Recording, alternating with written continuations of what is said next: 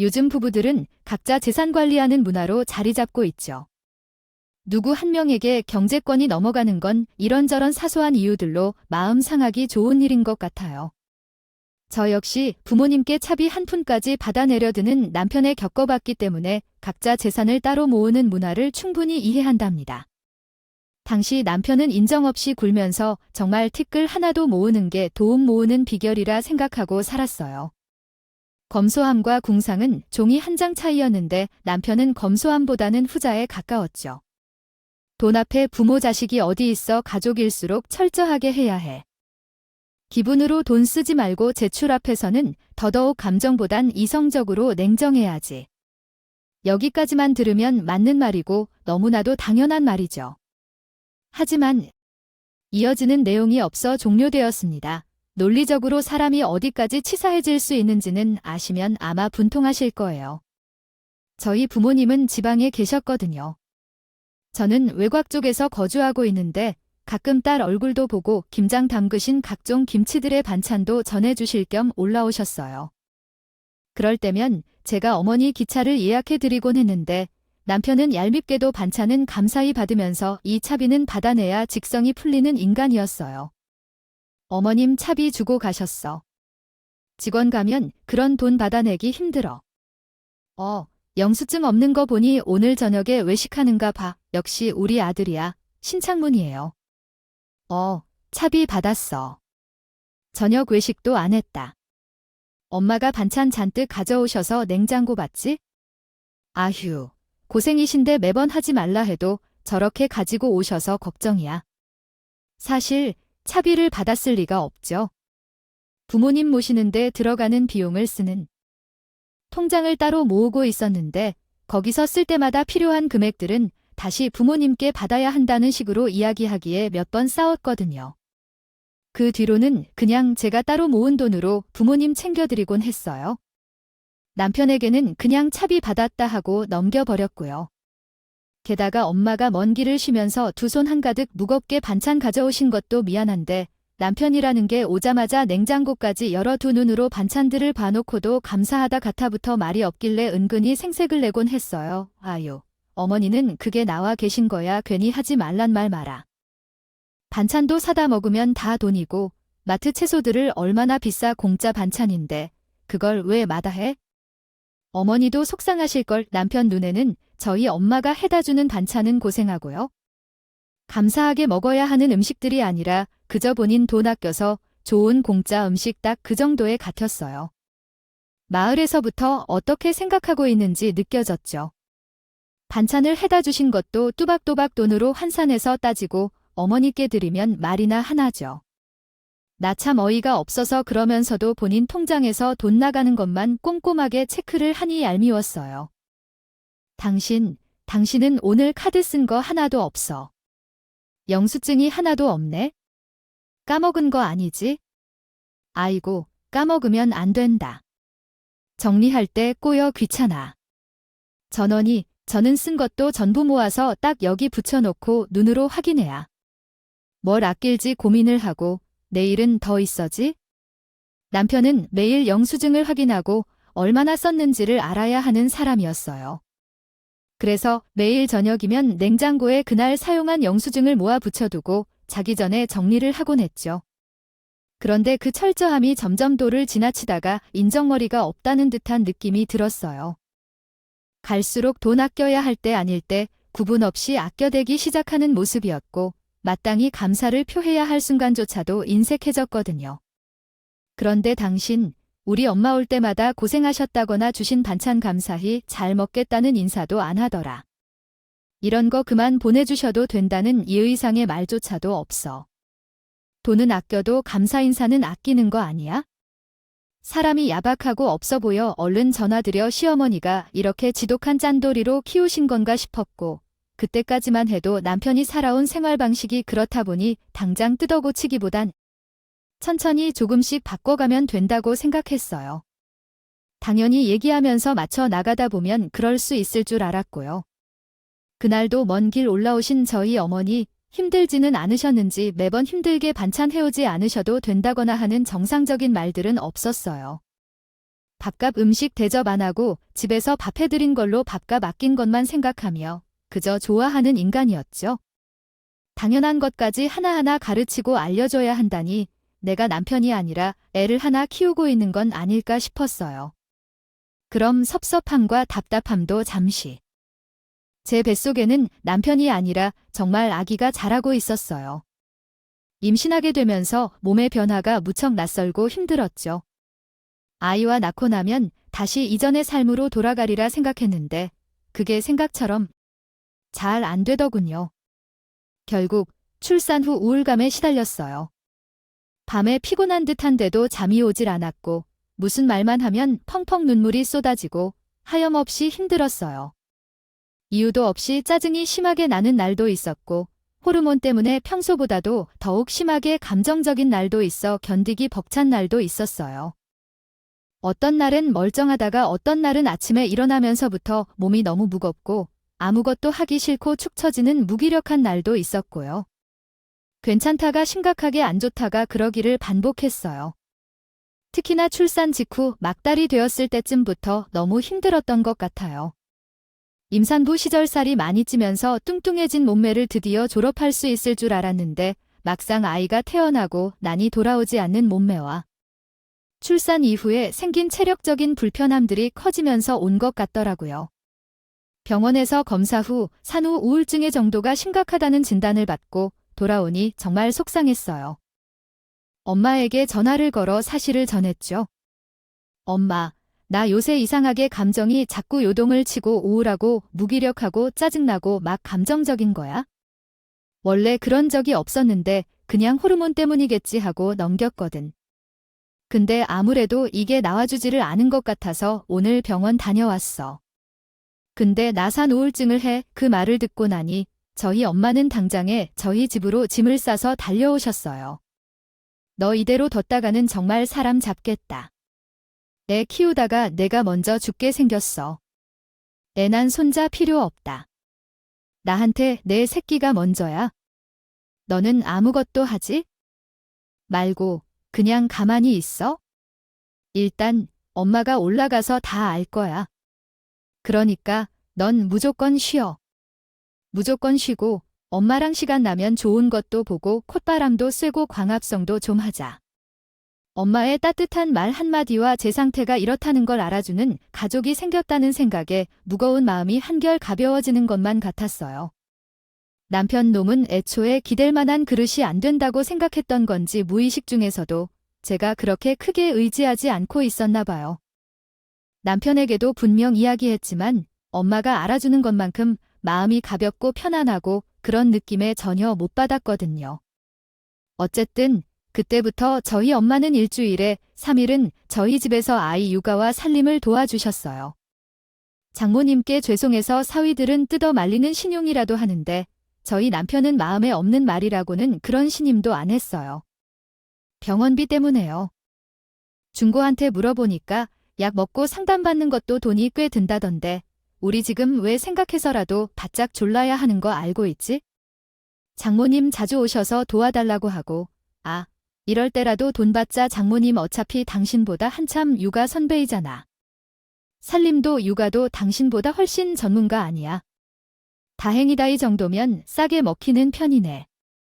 바보 천치같이 우울증의 정도가 심한 편이라 불면증까지 동반되어 온몸에 염증 반응이 올라오기까지 해야 처방받은 몸이건만 병원비를 아끼자던 남편 말에 그때는 그저 끄덕였어요. 순전히 아이만 위해 했고 그럴듯한 남편의 핑계에 그게 맞나 보다 한 거예요.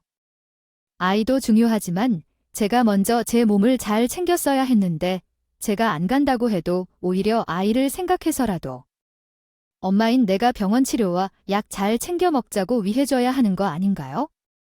와중에 저희 어머니는 남편까지 챙기셨어요. 그런 엄마를 보며 미안한 마음뿐이라 어떻게든 우울증을 극복하려고 했었죠. 그런데 남편 놈은 저희 엄마를 자주 봤더니 이제 편하다 못해 아랫사람 부리듯 하더라고요. 장모님 세탁소에서 제 셔츠 찾아와 달라고 찾아주셨어요. 옷장에 안 보이는데요? 그리고 이 빵 뭐예요? 아이 빵 사드신 영수증 여기 붙이셔야죠. 영수증 어디 있어요? 이러면 꼬여요. 아이고, 내 정신 좀 봐. 셔츠 깜빡했네. 급한 거야? 내일 꼭 찾아다 줄게. 영수증도 안 받아 버릇했더니 잊어버렸네. 자자, 여기 냉장고에 붙이면 되는 거지. 잘 챙겨주세요. 이런 거 하나하나 전부 챙겨서 적어두어야 돈 들어오고 나가는 거 보고 어디서 더 아낄지 알 수 있어요. 푼돈이어도 모이면 큰 돈이니까 어저께 생각하면 안 되죠. 다음부터는 전부 영수증 받아다 여기 냉장고에 붙여주세요. 처음에는 저희 엄마에게 조심스레 부탁하는 투로 맡기던 일들이었어요. 제가 육아휴직에 들어서면서 남편이 혼자서 집안을 책임지고 있었거든요. 엄마는 남자 혼자 장장 식구 둘을 먹여 살리려니 그 부담감이 얼마나 크겠냐. 이런 거라도 챙겨줘야지. 덕분에 너 육아휴직도 하고 집에서 몸조리도 마음 편히 할 수 있으니 고맙지 하셨어요. 저도 처음엔 그 정도쯤이야 제가 함께 챙기면 되지 하며 집안 살림을 도우려 했어요. 엄마 나 오늘은 진짜 괜찮아. 기분이 그렇게 막 우울하지도 무기력하지도 않다니까. 우리 오늘 세탁소 갔다가 햇빛도 좀 쐬고 산책도 좀 해요. 됐어. 내가 너랑 같이 하려고 올라온 줄 알아? 너 사는 우울증이라고. 내가 처음 달려왔던 날 물꼬려 어땠는데 이제야 좀 사람 같구먼. 너는 그전에 몸만 생각해. 집안일이고 내가 한 세월이 몇 년인데 내가 너보다 더 잘하고 내가 하는 게 마음 편하다. 엄마는 그저 자식 걱정에 손 하나 까딱 못하게 말리시게 일쑤였죠. 그러다 폭발하는 날이 생겨요. 그날은 유독 남편의 말투가 거슬렸어요. 부탁조가 아니라 정말 아랫사람 브리드 시키는 말투였거든요. 장모님 요새 집에 초파리가 보이던데 쓰레기통 뚜껑 잘 닫고 다니시는구먼 맞죠? 아, 날 더워져서 좀 더 신경 써주세요. 아참. 화장실 배수구 머리카락도요 하루만 지나도 끼어 있는데. 아, 그거 좀 신경 써주세요. 화장실 쓰레기통도 웬만하면 이틀에 한 번씩은 버려주시고요. 아예 어른 되니까 냄새나겠어요. 이틀에 한 번쯤은 하실 수 있죠? 그 싱크대 음식물 쓰레기는요. 이것도 설거지하고 나서 계속 비오고 계세요. 이건 잘 치우셨어요. 거기까지 듣고 있자 부글부글 끓던 속에서 찬불이 올라오며 저도 모르게 소리를 확 내지르고 말았어요. 얘야, 우리 엄마가 이 집 파출부여. 너 지금 집안일 감시하니 우리 엄마 엄연히 여기서 돈 받고 일하는 게 아니라 도와주고 계시는 거야? 뭐 그렇게 당연하다는지 내가 저거 캐묻고 따지고 들어 해도 너무하는 거 아니야? 어머님은 연락도 안 되고 집안 들여다보지도 않으시는데 넌 왜 우리 엄마한테만 그래? 내내 참고 있다 불같이 화를 내는 제 모습에 남편도 엄마도 놀라며 당황하셨어요. 여보, 나는 이왕 하시는 거 챙기시면 좋을 것 같아서 말씀드리는 거야. 집이야, 깨끗하면 좋잖아. 그렇게 깨끗한 게 좋으면 집에서 내가 해. 세탁소 가서 내 셔츠 찾는 것도 내가 하고 음식물 쓰레기도 내가 좀 치우고 화장실 쓰레기통 퇴근하고 와서 내가 버리면 되겠네. 고작 이틀에 한 번 비우면 되는 건데 내가 언제부터 그렇게 깔끔해 떨고 살았다고 이래? 나는 일하고 오잖아. 이러고 오면 문 닫아서 세탁소 못 가는 거 알잖아. 그것 좀 부탁드린 건데 그게 그렇게 잘못이야? 너 뭐 회사 처음 다니니? 우리 엄마 없을 때 우리 둘 다 돈 벌 때는 네 셔츠 세탁소에 안 맡겼니? 그때는 잘만 세탁소 문 닫기 전에 턱턱 찾아오던 셔츠를 왜 우리 엄마 오고 나니까 손 하나 까딱 않고 문 닫아서 못 찾는다고부터 나오는데 너 지금 하는 태도가 장모님이 아니라 파출부 대하는 태도잖아. 지금 너무 감정적이야. 나는 도와주러 오신 거니까 부탁드린 거지? 그리고 내가 무슨 파출부 대하듯 했다고 그래? 완전 우애야. 장모님 그렇죠. 우리 엄마 성격에 퍽이 나. 그렇게 물어보면 파출부 대하듯 했다고 대답하시겠다. 물어볼 사람한테 그걸 물어봐. 입장 받고. 내가 너희 어머니가 너 도와주러 집 와 계신데 내가 하는 듯 했다고 생각을 해봐. 그게 부탁하는 태도야? 어머니, 싱크대 비우셨어요. 음식물 잘 치우셨어요. 어머니, 제 원피스 왜 세탁소에서 안 찾아 놓으셨어요? 화장실 쓰레기통에 이틀에 한 번 비워주세요. 그것 좀 하실 수 있잖아요. 나도 똑같이 해봐. 너도 당해봐야 할래. 엄마는 제가 길길이 날뛰며 남편에게 난리를 치자 섣불리 저를 말리지도 못하시고 가운데에서 눈동자만 굴리고 계셨어요. 남편도 처음 보는 제 그런 모습에 놀라 꼬랑지를 내렸죠. 알겠어. 내가 말 조심할게. 장모님 죄송합니다. 저희 엄마는 저 때문에 올라오신 건데 부려먹기는 자기가 더 부려먹고 있는 것 같아 괘씸한 마음이 들었어요. 곱빼기도 비추지 않는 시어머니와 돈돈거리며 우리 엄마를 부리려 드는 남편까지 나를 이렇게 산다는 민낯을 적나라하게 보여드린 것 같아 엄마에게 너무 미안해 더 참을 수가 없었죠. 그날 이후로 남편은 저희 엄마에게 집안일로 이래라 저래라 하는 일은 일절하지 않았어요. 어쩌다 한 번 장모님하고 뭔가 말을 하다가도 제 눈치를 보고는 입을 꾹 다물곤 했고요. 엄마는 가운데에서 불편하다며 그만하라 하셨지만 저도 우리 엄마가 힘든 꼴은 못 보겠더라고요. 그래서라도 기를 쓰고 괜찮아져야겠다 마음을 다잡았어요. 아이가 있기 때문에 낮이나 저녁 시간대에는 운동 가기가 힘들어 새벽 운동으로 수영도 다니기 시작했고 운동을 하면서 이른 아침부터 일어나 맑은 공기도 마시고 조용한 거리를 거닐다 보니 정신적으로도 크게 도움이 되는 것 같았어요. 임신 전에 몸으로 돌아가려는 노력도 꽤 빛을 발했고요. 그런데 그쯤 잠잠하게 코빼기도 비치지 않던 시어머니께서 나타나셨어요. 웬 모르는 남자와 함께요. 그런데 갑자기 나타나셔서 돈을 빌려달라는 이야기를 하시는 겁니다. 불려주겠다면서요. 의리가 돈 문제는 피도 눈물도 없는 편인 거 잘 알잖니? 아, 너도 알겠지만 그 푼도 모은다고 언제 목돈 모아? 요즘은 재테크 안 하면 바보인 거 알지? 근데 우리 애가 재테크며 투자며 이런 소리만 들으면 뒤로 넘어가잖아. 근데 내가 확실한 투자를 하나 알아. 손이쁜 친구들도 여럿이라 이번에 소개받은 건데 아들한테 그 말을 할 수가 있어야지.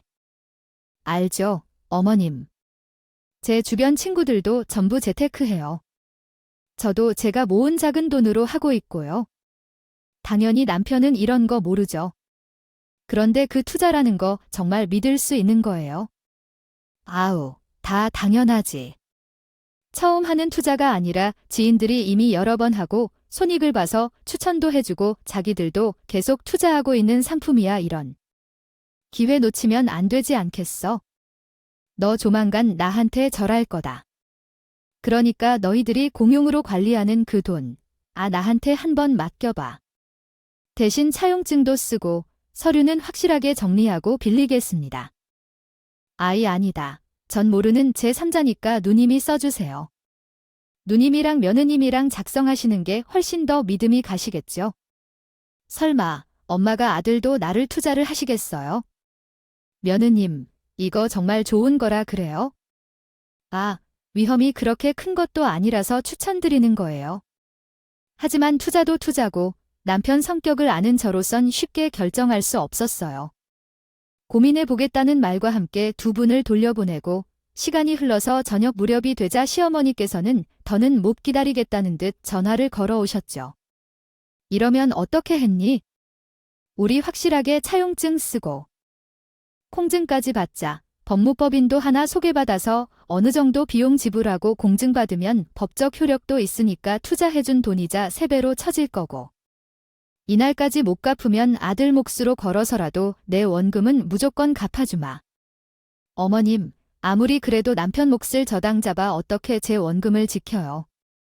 저 혼자 독단적으로 결정하자니 공용재산이라. 아휴, 내가 너희들 원금 정도 목돈은 여윳돈으로 가지고 있어? 혹여나 잘못되면 내가 다시 그대로 챙겨 넣어두마. 아휴, 엄마가 아들 생각해서 하려는 투자인 거야? 너희는 미쳐야 본전인 거야?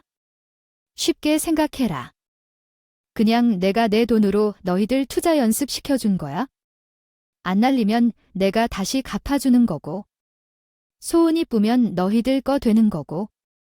그런데 여전히 망설이고 있죠? 시어머니께서는 나중에 사정사정 하시는 거예요.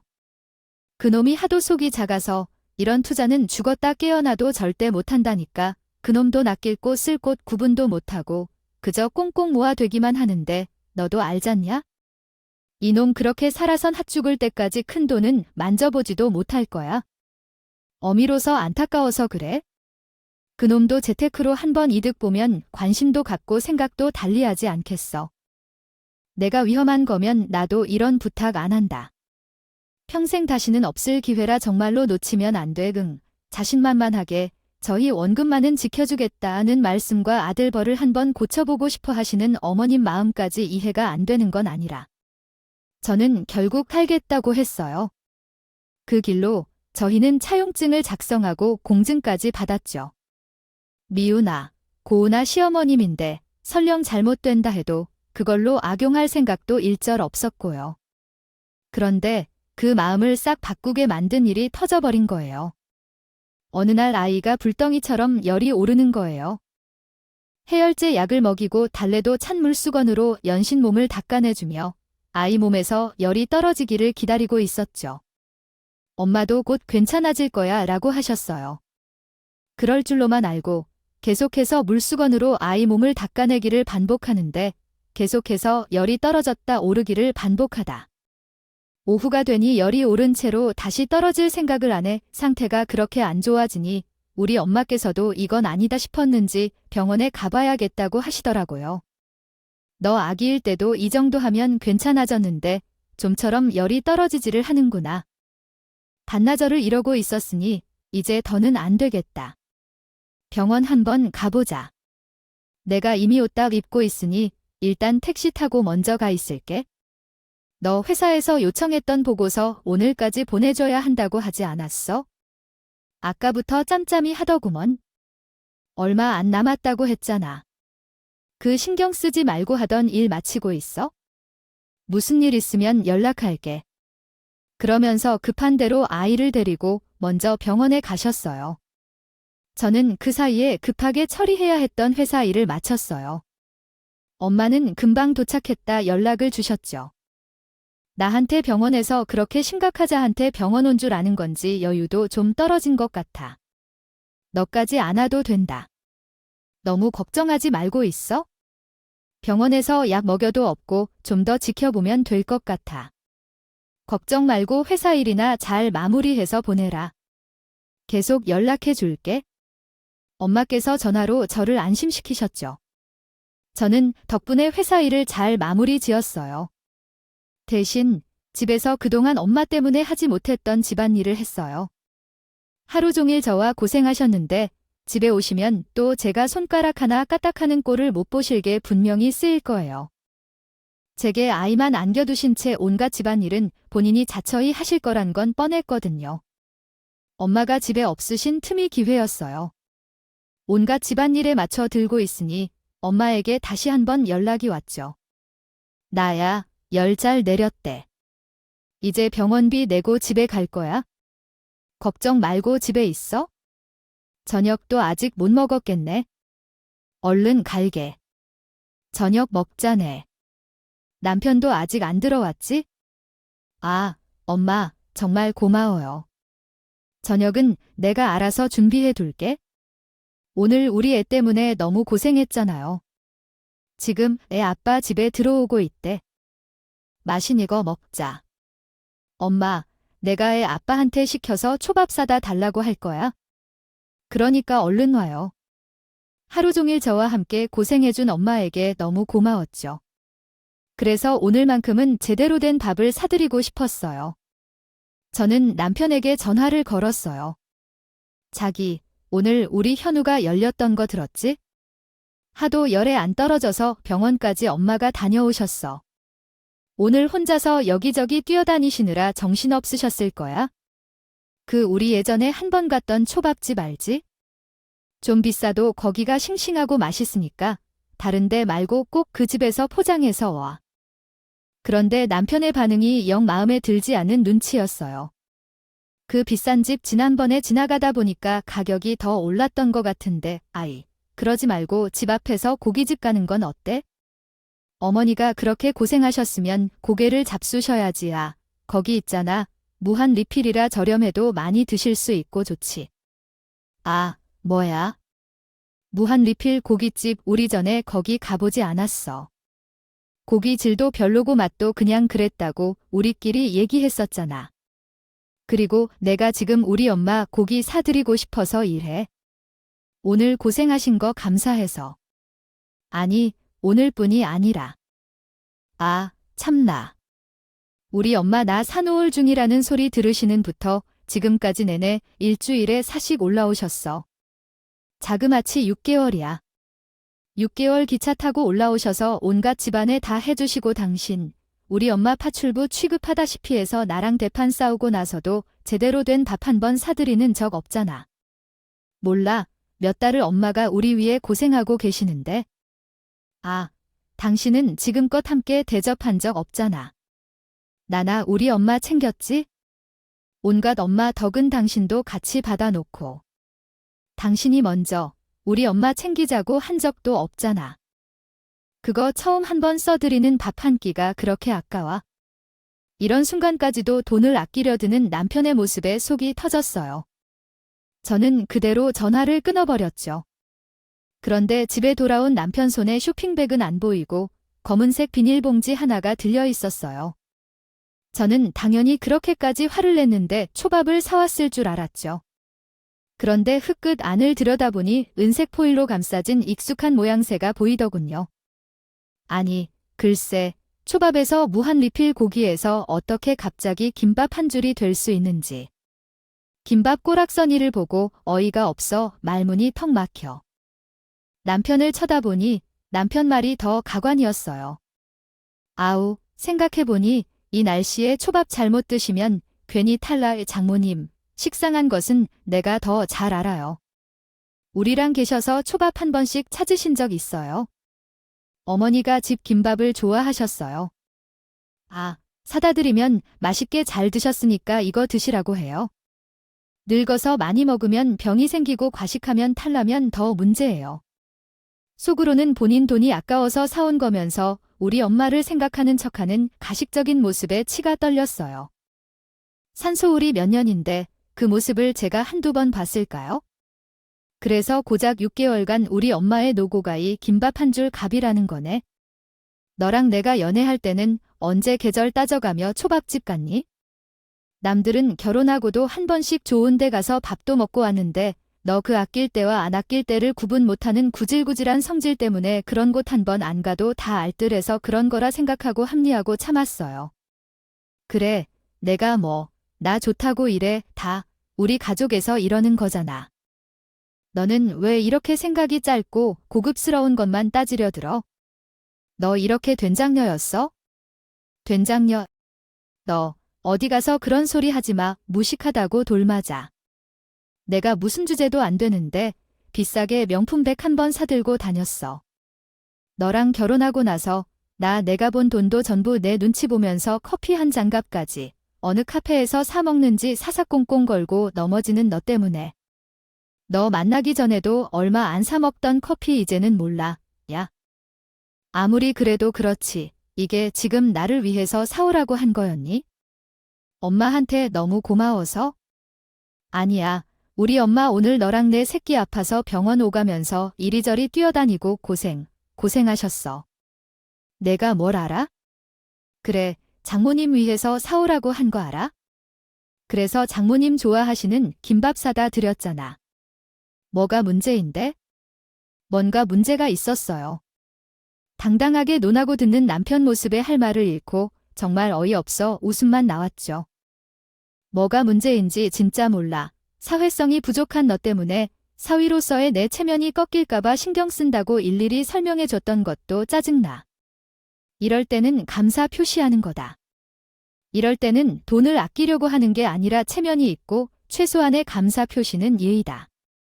이런 기본적인 것도 모르는 너 같은 사람을 내가 남편으로 살았다. 됐어. 그렇게 맛있고 감사한 마음이 담긴 값진 김밥이면 너 혼자 다 먹어. 저는 그냥 지갑을 챙겨서 집 밖으로 나왔어요. 너무 화가 나. 정말 눈물이 나더라고요. 사위한테 감사 인사 한 번 못 받고 마음 상하실까 중간에서 남편 모르게 남편이 챙겨준 척 엄마에게 용돈을 챙겨드린 것, 남편이 사주는 척 좋은 식당에서 점심을 먹으러 갔던 거 생각나면서 그저 중간에서 제가 처신 잘한다고만 생각했지. 근본적인 문제는 생각을 안 하고 있었던 거죠. 사람을 고치려는 게 아니라더니 제가 한평생 저렇게 살아온 인간을 바꾼다는 게 참 오만한 생각이었던 거예요. 진짜 갖다 버려야 했는데 엄마 보기 미안한 마음과 소름이 막 복받쳐 오르는데 마침 저희 아이를 안고 엄마가 택시에서 내리는 게 보이더라고요. 저는 그대로 아무 일 없던 척 엄마를 다시 모시고 초밥집에 갔어요. 왜 나와 있어? 김서방은? 김서방 아직도 안 들어온 거야? 더운데 왜 나와서 이러고 있어? 엄마. 김서방이 오늘 늦는데 엄마 고생했잖아. 내가 엄마 없는 동안 집안일 전부 싹 다 해놨어.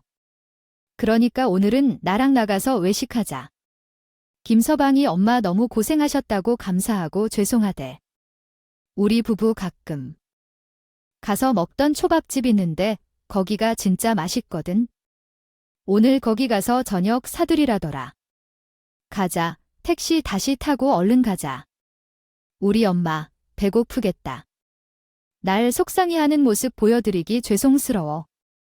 아무렇지 않은 척 그렇게 택시를 타고 식당으로 향해 가면서도 이 인간하고 정리를 해야겠다. 다짐이 조금씩 들었어요. 하루하루 더 이상 저놈을 참아주며 살다간 제가 우리 엄마 때문에 겨우 다 나아지고 있는 사는 우울증이 정신병으로 바뀌겠다 싶더라고요. 초밥집에 도착해 엄마에게 근사한 한 끼 대접해 드리고 있는데 핸드폰에 마침 알람이 울린 거예요. 시어머니께서 불려주신다며 될 것 같던 저희 부부의 돈을 갚을 날짜가 딱 일주일 남았더라고요. 저는 제 지갑에 고에 접혀있던 차용증까지 보며 남편에게 똑같이 갚아줘야겠다 느꼈어요. 가족일수록 돈 문제에서는 철저하게 단돈 10원까지도 받아내야 한다는 남편의 철칙을 그대로 시어머니에게 적용하기로 했죠. 갚아주시면 이자까지 쳐서 받아내야겠다는 심산이었어요. 절대 말로는 이 사회성 떨어지고 궁상 맞은 남편 놈을 바꿀 수도 더 같이 살 수도 없으니 마지막으로 참교육이라도 시켜야겠다고 결심했죠. 저는 그날 이후로 엄마를 내려보냈어요. 엄마, 나 이제 괜찮아. 병원에서도 괜찮아졌다고 약 안 먹어도 된다고 하고 밤에 잠도 잘 자요. 감정기복 심하던 예전 느낌들도 이제는 없고 더 올라오지 않으셔도 돼. 전 걱정되면 나 곧 육아휴직 끝나거든. 일주일 정도 남았는데 그간 엄마랑 같이 내려가 있을까 해. 엄마도 힘들게 안 올라오셔도 되고 나도 그게 좋을 것 같아. 아유, 정말 내가 더 올라가서 안 봐줘도 되겠어. 엄마는 그래도 아직 걱정됐는데 김서방이 너 일주일 동안 친정집 내려갔다. 오래 그래도 된대. 당연하지. 나도 오랜만에 아버지 얼굴도 보고 아버지 우리 손주 얼굴 본 지 오래되셨잖아. 엄마 나이도 있는데 이제 일주일 왔다 갔다 안 해도 돼. 전 걱정되면 일주일 동안 엄마 집에서 지내는 나 지켜봐주면 되지. 지금까지도 힘들었는데 내 걱정하느라 못 내려가신 거잖아. 엄마는 아직도 처음 우울증 진단 받았던 제 모습을 생각하면 아직도 마음이 아프다며 눈시울을 붉히셨어요. 그런 엄마를 안심시키며 저는 시어머니가 돈 갚기로 한 날짜가 오기까지 딱 일주일이니 그동안 친정집에서 보내기로 했죠. 남편에게는 문자만 보내두었어요.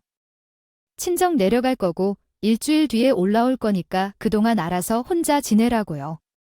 그러고는 저는 친정집에서 시간을 보내며 날짜가 지나가기만 해 손꼽아 기다렸어요. 남편 없이 부모님과 셋이 지내는 일상은 그야말로 천국이 따로 없었어요. 그러고 있으니 제가 그동안 남편과 살면서 얼마나 비상식적이었는지가 너무 절실하게 느껴지더라고요. 저걸 바보처럼 참아주고 좋게 생각해주려고 했던 지난 날들이 정말 너무나 헛수한 것 같고 무척이나 허무하게 느껴졌죠. 지난 세월들이 전부 쓸모없다고 느껴지면서 한없이 마음이 무너져 내리더라고요. 그저 아이 하나 바라보고 무너져 내리는 마음에 다 잡아야 했어요. 처음에는 시어머니께서 원금만이라도 갚겠다고 연락하실 줄 알았어요. 투자가 잘 되리라고 기대하진 않고 있었거든요. 다 잃으실 수도 있지만 원금만 받으면 다행이니 이래나 저러나. 저는 잃을 게 없다는 생각으로 빌려드린 거였는데 이게 웬걸요? 돈을 갚기로 한 날이 되었는데 아예 연락이 없으시더라고요. 사달이 나도 났구나 싶었어요. 사실 그동안 친정집에서 일주일 정도 시간을 보내며 저는 이혼을 하기로 마음먹었거든요. 다른 단점들은 얼마든지 장점으로 덮어주고 살아보려 했어요. 세상에 완벽한 사람은 없으니까요. 그런데 이렇게까지 모자란 놈인데 바보같이 그걸 덮어주고 살아봤자 애한테도 줄 게 없겠구나 싶은 거예요. 제 아이가 제 남편처럼 남들에게 야박하겠구는 마치 크리스마스 캐럴 영화에 나오는 이기적이고 남에게 베푸는 걸 싫어하는 스크루지 영감처럼 자라면 어쩌나 싶었죠. 하지만 남편은 절대 바뀌지 않을 것 같았어요. 부모님께도 이 사실을 처음으로 알렸어요. 엄마, 아빠, 저 사실 이혼 생각하고 있어요. 더는 천하의 구두쇠 같은 저 인간이랑 살다가 내가 정신병 걸릴 것 같고 무엇보다 우리 아들 남편처럼 키우고 싶지 않아요. 미안해요. 내가 저런 놈도 바꿀 수 있겠지 생각하고 어떻게든 결혼 생활을 유지해보려고 했는데 도저히 고민해봐도 안 되겠어요. 물론 처음에는 제가 자초지종 설명도 없이 이혼 이야기부터 대뜸 꺼냈던 탓에 부모님께서는 깜짝 놀라시며 말리셨어요. 갑자기 그게 무슨 소리야? 지금까지 잘만 살아오다가 이제까지 나왔는데 이혼이라니. 너 우리한테 이야기 안 한 거 있어? 아니면 너 혹시 감정적으로 조금 부담스럽고 그런 거야? 우울증 재발하는 것 같아. 아무리 그래도 그렇지. 이혼이란 단어를 그렇게 쉽게 내뱉는 거 아니야? 엄마, 내가 차마 말씀에 못 드렸어. 엄마랑 아빠한테 미안하고 면목 없어서 내가 어떤 인간이랑 사는지 말을 못했어. 엄마, 우리 현우 아팠던 날 기억해. 하루 종일 집에서 현우 열 떨어뜨리려고 고생하고 병원까지 뛰어다녔던 그날 내가 엄마 모시고 초밥집 갔잖아. 근데 그거 그냥 내 돈으로 간 거야? 김서방, 내가 그 초밥 좀 사오랬더니 비싸다고 김밥 한 줄 사온 놈이야? 내가 그 꼴 보일 수가 없어서 엄마 데리고 초밥집 가려고 뛰쳐나온 거고. 그게 무슨 소리야? 아이고, 김서방도 잘 살아보려고 이것저것 아끼려다 보니 그렇겠지. 그리고 나는 초밥 안 먹어도 돼. 그런 걸로 무슨 이혼을 하니? 그것뿐이 아니야. 그것뿐이겠어. 엄마, 우리 집에 와서 나 대신 우리 집안일 해주면서 그놈이 엄마한테 감사하다, 고생하신다 말 한마디 한 적이 있어? 읽어들어준 적은 그렇다고 따뜻한 밥 한 끼 그놈이 직접 사들인 거 잡순 적이 있어. 왜 없어? 유전날 고깃집도 갔었고 김서방이 시켜줬다고 우리 해물찜도 먹고 했잖아. 기억 안 나? 김무서방님 말 준 기본이 없어 말을 못해 그랬겠지? 엄마, 정말 꿈속조차 모르고 계셨지. 엄마, 내가 김서방이 사준 음식들 중에 김서방이 진짜로 사다 준 음식 단 하나도 없어요. 그거 다 내가 내 월급을 모아둔 돈에서 썼거든. 당연히 김서방한테 영수증도 안 보여줬어. 그 인간이 엄마한테 영수증 한 번 냉장고에 안 붙였다고 얘기한 적 있잖아. 그 자식 매일 밤 이거 확인하고 커피 한 잔에 기를 떨기도 하고 하니까 저래라 여기라 하는 인간이야. 그것까지는 괜찮아. 어떻게든 참아볼 수 있어. 그 인간, 엄마 아버지가 기차 타고 올라오실 때마다 기차값까지 받아내라 하기라도 하는 놈이야. 이건 몰랐지? 아니, 듣다 보니 사람이 야박한 구석이 있네. 여보, 그저 이혼을 막으려고 속속들이 상황도 모르면서 사윗감 감싸고 놀지 말고, 아이고, 우리의 말하는 거 마저 들어나 봐요. 돈돈거리면서 사람 얼마나 질리게 하는데. 그리고 생각해봐. 어느 제정신인 남편이 제 새끼 낳고 우울증 걸린 와이프, 그것도 병원에서 심각한 정도라 약물치료 심리상담 치료까지 꼭 병행하라는 진단 듣고 왔는데 그 비용 아까워서 벌벌 떨고 자기 엄마도 아니라 내 엄마, 우리 엄마가 싸게 먹힌다는 소리를 해. 그 인간 머릿속에는 그저 쟤도 아낄 생각밖에 없어. 말로만 우리 가족 위에 그러다녀. 제 돈 나갈 때만 따박따박 계산적으로 따지고 들고 남들 덕 볼 때는 모르는 척 계산기 두드려 보답할 생각도 안 하는 인간이야. 다른 거 다 떠나서 나는 우리 현우가 그 인간 보고 배울까 무서워. 그 인간처럼 잘하는 꼴은 더더욱 못 보겠고. 그래네, 맘 알겠다. 김서방 사람, 야박한 구석이 있는 것 같다는 느낌. 어렴풋이 들기는 했어도 나는 내가 맨날 김서방이 이런저런 거 챙겨줬다고 해서 말주변이 없어 오해했구나 했지? 그런 줄 알았겠니? 근데 정말 이혼할 자신이 있어? 그렇지 않아도 우리 시어머니께서 아주 이혼하기 쉽게 만들어주셨네. 시어머니가 남편 몰래 나한테 부탁해서 우리 부부가 공동으로 모아 관리하던 돈 빌려가신 거 있어? 어머님도 아들 성격 그런 거 아시니까 아들한테 말한 거 모르게 빌려가신 거예요? 믿을 만한 곳을 투자한다고 빌려가셨는데 갚기로 한 날짜가 지났어. 차용증도 썼고 공증도 받았어. 법적 효력 있는 서류야. 저는 그 서류를 꺼내 부모님께 보여드렸어요. 이 차용증이랑 이혼 서류 작성해서 남편한테 가져다 줄 거야. 처음부터 이렇게 쓸 생각은 없었는데 더는 스크루지 양반이랑 못 살겠어. 나도 더는 못 참아. 나 키워주신 우리 엄마 아빠한테 내가 내 돈으로 효도하는 것도 눈치 보게 만드는 놈이랑 더 사는 거 난 그게 불효라고 생각해. 그 놈 말만 그럴듯하게 하지? 그 그럴듯한 논리에 내가 쏘가 넘어갔는데 이건 정도가 지났죠.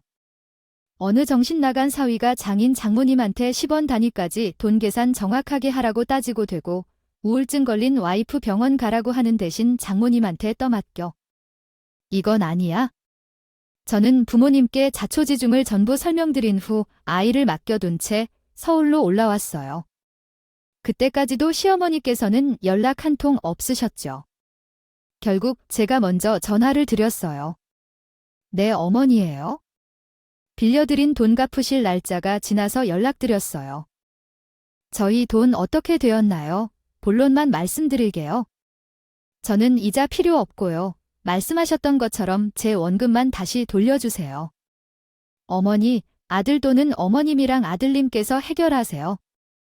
주신 차용증 이렇게 쓸 생각 없었는데 저도 이제 한계가 와버렸어요. 애 봐주고 집안일 해주는 장모한테 고작 김밥 한 줄 사오는 것밖에 못하는 야박한 구두쇠 자린고비 같은 아들이랑 저는 더 이상 못 살겠으니 어머님이 다시 데려가세요. 잃으신 돈은 금방 모으시겠죠? 얼마 안 되는 금액이었으니 시어머니는 놀라 아무 말도 하지 못하고 이혼을 생각하는 저를 말리려고만 하셨어요. 저는 죄송하다는 짤막한 대답과 함께 전화를 끊었죠. 그리고 이혼 서류를 작성한 뒤 남편에게 찾아갔어요. 일주일 만에 나타나 말없이 서류만 건네주자 남편은 슬슬 제 눈치를 보며 서류를 보더라고요. 2개의 서류를 번갈아 보던 남편이 얼굴이 굳었어요. 이거, 당신, 어머님께서 빌려가신 돈에 대한 차용증이요. 알고 있어야 할 것 같아서 다른 서류는 뭔지 알겠지? 우리 엄마가 인생 망칠 일이나 미쳤다고 공증까지 받았어. 아니, 이것보다 우리 둘 문제가 먼저잖아. 안 그래도 사과하려고 했어? 그때 우리 지출이 많았던 때라서 마음 아파도 어쩔 수 없었어. 우리 문제, 우리 이미 끝났어. 우리가 언제는 지출이 없어서 마음 편히 돈 쓴 적 있니? 참나, 이런 소리 하니까 누가 들으면 내가 정말 돈이라도 펑펑 쓰고 다니는 줄 알겠다, 이렇게 말할게. 우리가 언제 마음 편히 삼겹살이라도 사 먹으러 나간 적이 있니? 그럴듯한 말로 핑계대가며 자린고비처럼 굴면서 살 건가 본데. 이제 나는 그 삶에서 빼줘. 개고생을 해 잘 살아보려 노력해준 대가가 고작 김밥 한 줄이라면 나는 김밥 한 줄밖에 못 사주는 비렁뱅이 끼고 못 살아. 누가 좋다고 그런 놈을 끼고 살겠니? 너 돈 안 쓰고 모으는 거 잘하잖아. 여보, 그게 무슨 소리야? 우리가 끝을 하니? 아니야, 내가 잘못했어. 내가 사줄게, 삼겹살. 아, 삼겹살 마음껏 사줄게. 정말 잘못했어. 이 옷만 다시 생각해줘라. 본인이 얼마나 심각한지 깨닫지 못하는 것 같아서 이해하기 쉽게 삼겹살로 예시를 들어준 거였는데 제가 삼겹살이 못 사 먹은 게 한이 되어서 말하기라도 하는 줄 안 건지 이혼하려는 저에 붙잡는다면서 하는 말이 고작 삼겹살 마음껏 사준다는 말이더군요. 그 모습을 보고 있으니 남아있던 전까지 모조리 떨어지는 느낌이었어요. 뭐 삼겹살을 마음껏 사줘 됐어. 뭐가 문제인지 논점조차도 아직까지 파악하지 못하는 너를 보고 있으니까 내 마음이 참 답답하다. 이런 놈이랑 지금까지 참아오며 바뀌겠지? 기대하고 살아온 세월들이 아까와 이혼을 짐작할 걸 참아온 내가 바보처럼 보인다. 자, 벌벌 떨면서 삼겹살 사주지 않아도 되니까 서류에 도장이나 찍어. 여보, 돈 쓰는 일로 일해라, 저래라 하지 않을게? 경제 권한은 당신에게 넘길게? 영수증 모으는 것도 안 할게 이제? 그러니까 제발 되라. 여기 나 김밥 2줄 사는 돈도 줄게. 회사에서 고생하고 돌아온 날 힘들면 김밥 2줄 사 먹으면서 기운 내라. 달라지 않게 잘 처먹고 병원 갈 돈도 아끼셔야지. 우울증에 걸린 와이프, 병원 못 가게 하신 분인데 그깟 소화불량 정도로 병원 가셔야 되겠어. 병원비 아깝게 쓰지 않게 아주 꼭꼭 씹어 드세요. 저는 지갑에서 5,000원 한 장을 꺼내 남편 얼굴에 던져주고 그대로 집을 다시 나와 버렸어요.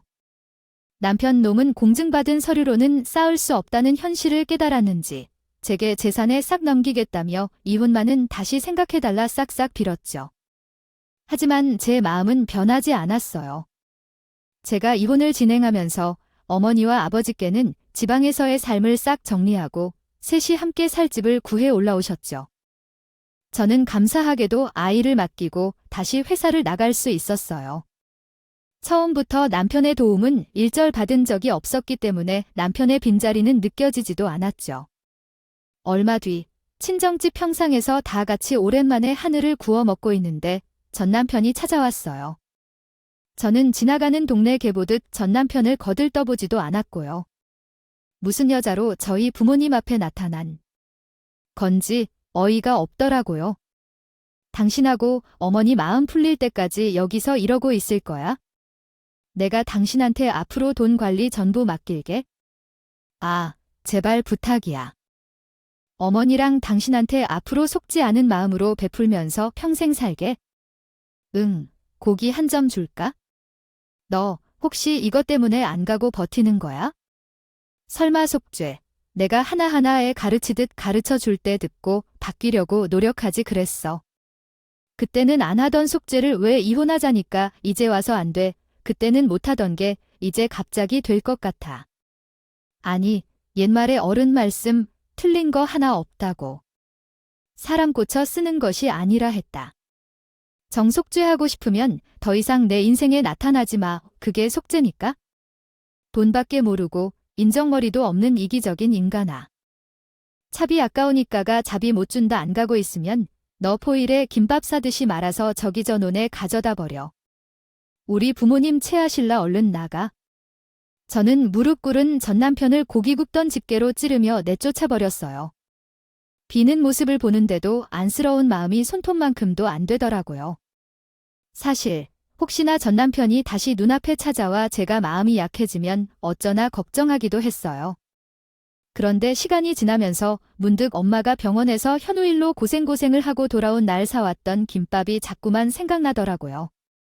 그럴 때면 가만히 있다가도 화가 치밀어 올랐어요. 그리고 실제로 찾아온 전 남편을 마주하자 김밥부터 떠오르며 정말로 그 김밥처럼 그냥 확 말아서 갖다 버리고 싶다는 생각뿐이었어요. 정신 차린 척 깨달은 척했지만 그 모습들 전부 다 연기일 뿐이었을 거예요. 저는 남편에게 충분히 많은 기회를 주고 기다렸다고 생각해요. 그럴 때도 깨닫지 못했던 걸 고작 이혼이 무서워 깨달은 척하는 거였겠죠. 길다면 길고 짧다면 짧은 삶인데 제 삶을 다 커버린 못난 놈 옆에 끼고 사람만 되겠다 애 키우듯 고생하기에는 제게 이미 키워야 할 진짜 아들이 있었으니까요. 요즘은 아이와 부모님과 여유로운 외곽에서 적당히 베풀고 즐기며 살고 있어요. 남들은 늘 이렇게 평범하고 행복하게 살고 있었을 텐데 그동안 전 남편의 말에 휘둘리며 바보같이 살았던 곳에 비하면 지금 생활은 너무나도 만족하고 있어요. 어쩌다 한번 서울에 일이 있어 아이와 함께 가곤 했는데 차도 많고 사람도 많고 시끄러운 서울은 싫다면서 얼른 집에 가고 싶다는 말을 들었을 때 제가 내렸던 결정이 틀리진 않았다고 생각해요. 안 왔구나 싶은 생각이 들더라고요. 아이에게는 제대로 된 올바르게 돈 쓰는 개념을 알려줄 생각이에요. 쓸데없는 지출의 기준도 좀 더 자세하고 명확하게 짚어주고 누군가에게 물질적으로나 정신적으로나 육체적으로나 도움을 받았을 때에는 어떻게 은혜를 갚고 감사를 표해야 하는지도 꼭 알려줄 생각이랍니다. 한때는 참아주고 맞춰가는 게 현명했다고 생각했는데 단호하게 잘라내야 할 때를 아는 것도 현명하다는 걸 깨닫게 되었어요. 제가 잘한 거 맞겠죠? 지금 저는 전 남편과 살던 그때보다 훨씬 더 행복하니까요. 아마 저보다 더한 결혼 생활을 살고 계신 분들도 분명 어디엔가 있으시겠죠. 그런 상황에서 몸도 마음도 힘드시다면 저처럼 과감하게 잘라내는 것도 필요하다는 거 용기 있게 선택하시라 말씀드리고 싶어요. 제 이야기는 여기서 마칠게요. 끝까지 들어주신 분들 감사합니다.